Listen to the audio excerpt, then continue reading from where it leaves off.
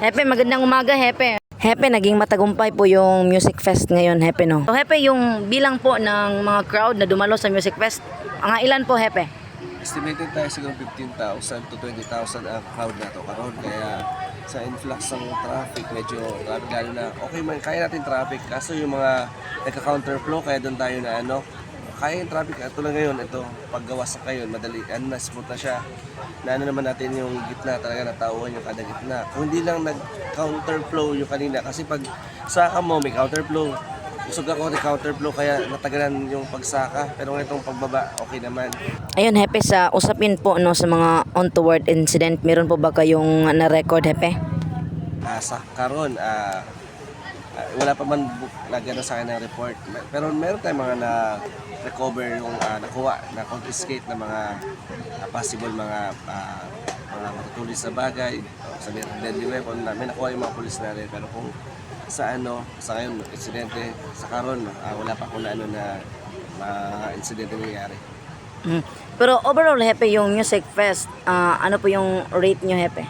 Overall, atong music fest karon, masabi ko na siya generally peaceful naman. May konting traffic tayong aberya, kasi nakita nyo naman yung tao, hindi siya konti, maraming tao, at masabi kong successful siya kahit pa paano. Walang insidenteng malaking nahitabo na binti natin peace and order sa ganito kalaking crowd.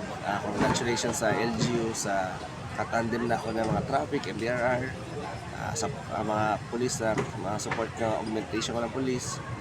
Kahit pa paano, naging malumpuso na atong event ngayong araw. Ayun, Hepe, no, nung mga nakarang araw, meron ding mga event, Hepe. So, gusto lang namin kumustahin kung kumusta din yun, Hepe.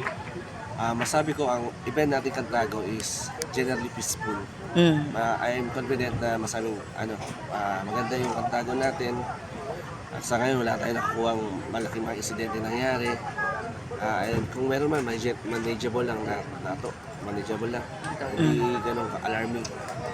At ang pwersa sa kapulisan ng Tagulman is naka-prepare kami sa mga itong sitwasyon. Hepe, bukas meron pang isang event, no, na umaga, Hepe. Ano pong preparation nyo para sa sakay-sakay, Hepe? Usually, sakay-sakay sa dagat man yan. So, tayo sa, ganoon pa rin, ang traffic na to, assist tayo sa traffic aid na to, security sa area ng event. Then yun, as usual, always naman, naka-prepare naman tayo sa mga ganyang event. Lalo na ngayon, itong Music Fest, yung medyo Tagol 1 Music Fest na medyo malaki-laki, na raos naman natin. Yung bukas, padayo na yan, kaya na yan. And Hepe, congratulations, no, sa big achievement, lalo na at generally peaceful talaga yung mga event ng Cantago. Hepe, yung mensahe mo po sa mga makapapanood ng interview na to?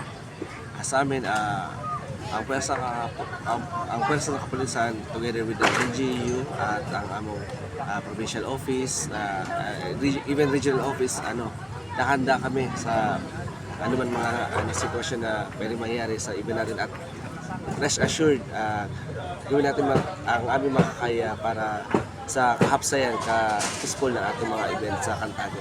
Salamat, Hepe. Maraming salamat din po.